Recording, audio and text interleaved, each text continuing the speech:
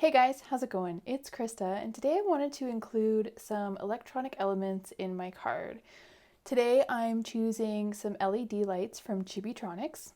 This video did end up being a little bit of a long one, so I'll place some timestamps to each of the different parts of the card. I'm getting started a little bit differently today by creating some masks for my card front, and I'm choosing to die cut a candle from Concord and Ninth Make-A-Wish die set. I'm die cutting this candle from a piece of scrap cardstock. I also need to create a mask for my sentiment. I chose Happy Happy Birthday from the corresponding Concord and Ninth Make-A-Wish stamp set. I chose to emboss my sentiment for my mask, but you could also choose an ink of your preference for this step. I'm coming in with some Versamark ink to ink up that stamp. And I'll use some Recollections Detail Gold embossing powder to emboss my sentiment. Once I have that embossing powder set with my heat tool, I'm going to go ahead and trim down that sentiment using some scissors. And now that I have my masks created, it's time to create my card front. I used some rolled up painter's tape on the back of my Happy Happy Birthday sentiment and placed it on a piece of Strathmore cold pressed watercolor paper. This piece of paper is about 6 inches by 8 inches, and I will be trimming it down. To ensure that my sentiment is straight before I press it down, I'm just going to come in and check it with a T-ruler. And once I have the placement of my sentiment, I need to find the placement of my candle. I want to ensure that my candle is straight, but also in the middle of my sentiment. I also placed some rolled up tape on the back of the candle to ensure that it didn't move as I stamped my background image.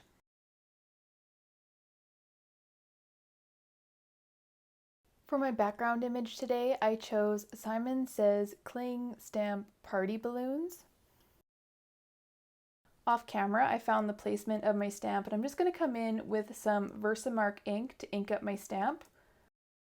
Before I place any Versamark ink on my background, I want to make sure that all the static has been removed. And I'm going to do that today by using a little bit of baby powder and a paintbrush. And then I'm going to close that over.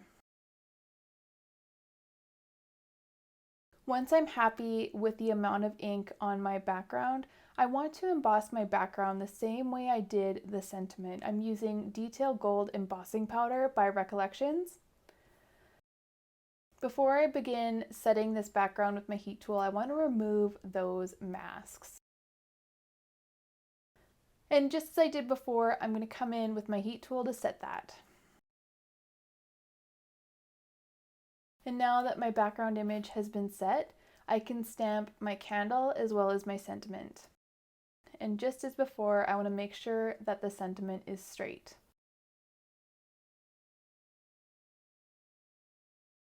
Once I'm happy with that placement, I'll come back in with some Versamark ink and emboss that image with Recollections Detail Gold embossing powder.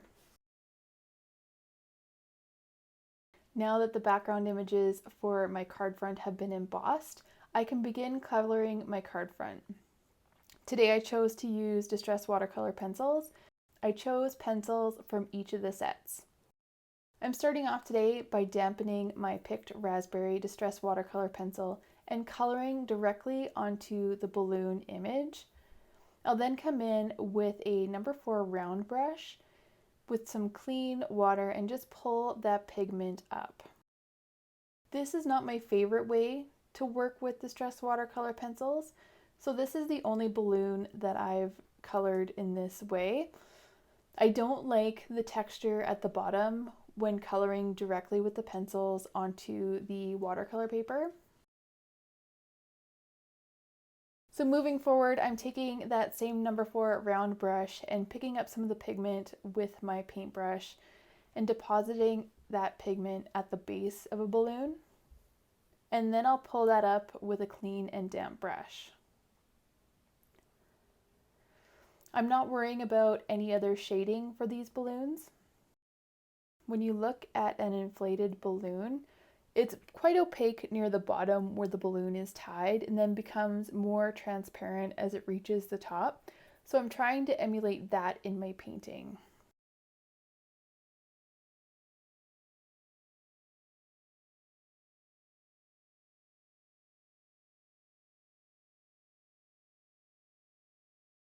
The second color that I chose today is Seedless Preserves.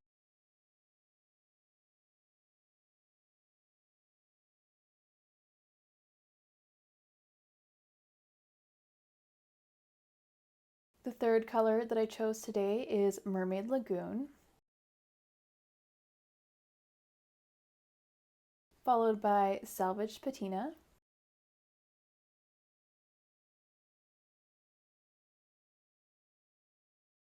and finally Rustic Wilderness.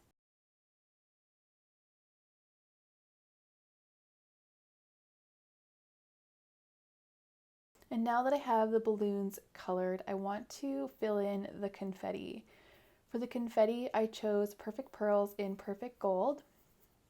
And I'll start just by picking up a little bit of water and a little bit of that perfect pearl and create a paste on my glass mat.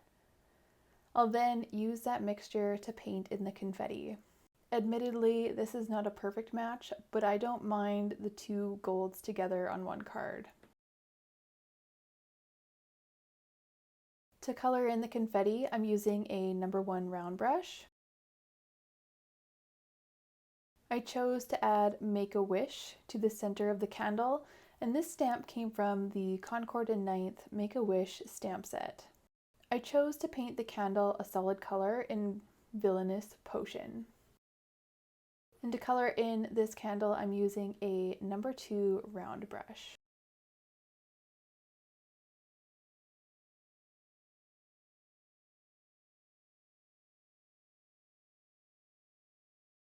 Now that my card front is painted, I need to make room for my LED light. And I'm just using a craft knife to cut out the center of that flame.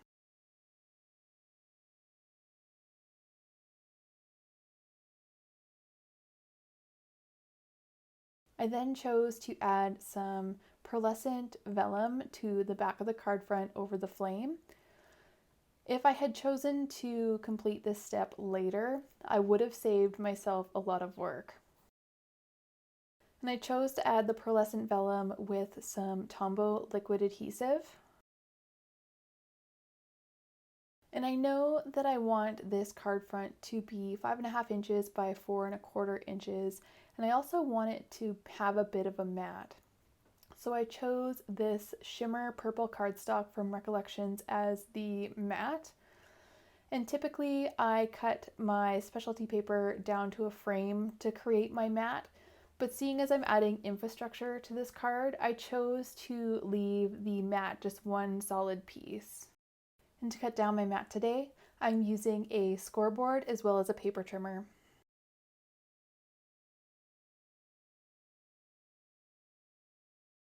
So at this point, my card front is a lot bigger than my mat.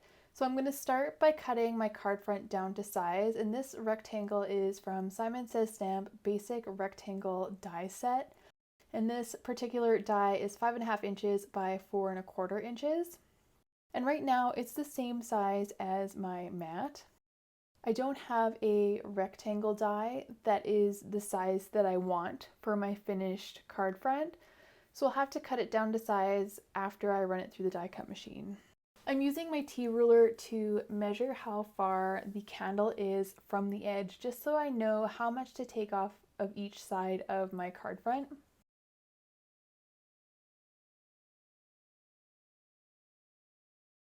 Now that I have my card front cut down to the final size that I want, I need to find the placement on my mat. And once I've found that placement, I'm just going to mark the 4 corners with a pencil, and this will help me line up the card front easier later on. And if I had not added the vellum earlier, I simply could have placed a mark through the open flame to mark where the flame needs to go. But seeing as I've already closed that off, I need to do some measuring. So I'm just going to measure where the flame is and mark that with a pencil. I I also need a spot for my battery, and I chose to place it underneath the bottom right balloon. And I'll just mark with a circle about where the battery is going to go.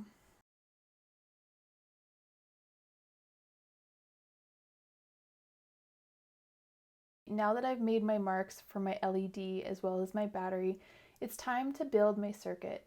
And this is a simple circuit, and I'm using some copper tape that I purchased on Amazon.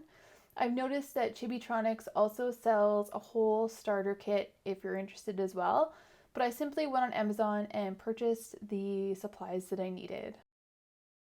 As I add that copper tape, I want to make sure to press it down firmly. But the one thing that I need to do before I can move on any further is I need to make a little holder for my battery. So using some scrap paper, I'll cut a little holder for my battery. I'm just marking how wide the battery comes on this piece of paper. And then I'll fold it over and make another cut.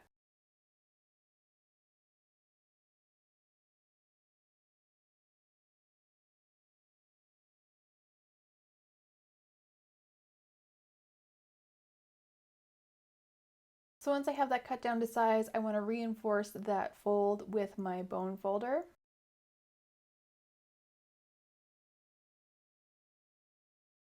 And I want to mark which end is negative and which end is positive on my battery holder. I've also taken a moment to mark where the positive side of the LED will go as well. So I'll then lift up just the end of that copper tape and place it over my little battery holder on the negative end.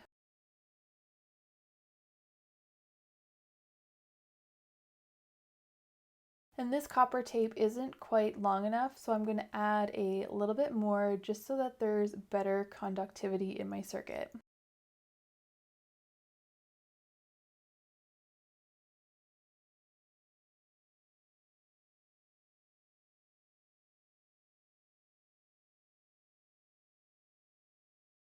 I'll then glue down the bottom of my battery holder, but I need the positive end to remain free to create a switch.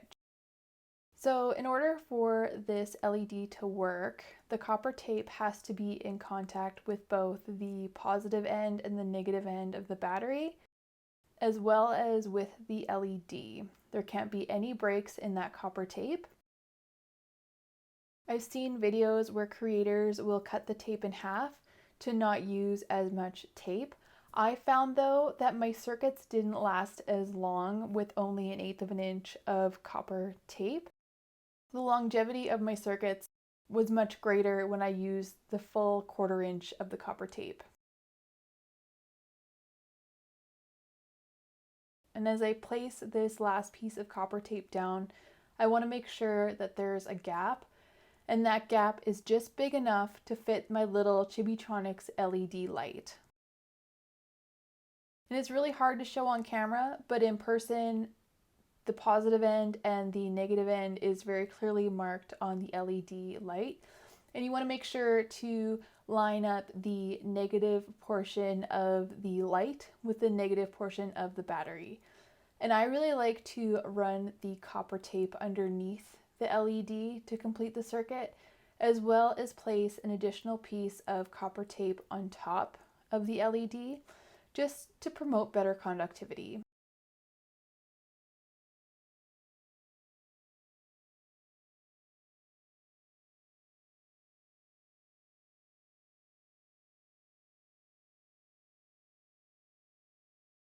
Now that the circuit is closed, I'm going to go around and press that copper tape onto the cardstock with a bone folder just to ensure good conductivity. And now that the circuit is complete, all I need to do is add that power source to make that LED light illuminate. The LED lights that I'm using today are the white Chibitronics LED lights, but they're also available in colored lights as well as a tropical pack. I find that these white lights are more of a cool white than a warm white. So if you're looking for a warm color, I would recommend going with a yellow light as opposed to a white. I want to make sure that the battery doesn't fall out of my card, but I also want to protect the circuit. So I'm adding some double-sided foam tape to my card on the inside of my circuit as well as the outside of the circuit. And I really want to make sure not to cover any of the copper tape with this foam double-sided tape. Foam is a really good insulator, so it could impact the conductivity within the circuit. So adding this foam tape around the battery will not only prevent the battery from falling out, but will also protect that power source so it won't accidentally be turned on all the time before this card reaches the recipient. As it stands right now, you'll notice that on the positive end of my little switch, it is touching the foam tape to the right, and it is impacting my circuit. I will fold that positive switch back a bit so that it's no longer touching the foam tape. Once I've added foam tape to the entire perimeter of this card, I'm going to go ahead and add the card front. And it's really easy to line up where it needs to go because I marked the corners. The last thing that I need to do is add instructions for the recipient of this card. And I chose Press Me. This is from a Lawn Fawn set. And I do believe that this particular set is discontinued, but any stamp set with instruction will do. I chose to emboss my instruction onto my balloon. And to finish up this card, I just need to add it to an A2 card base. That concludes today's project. Thank you so much for watching. We'll see you next time. Bye for now.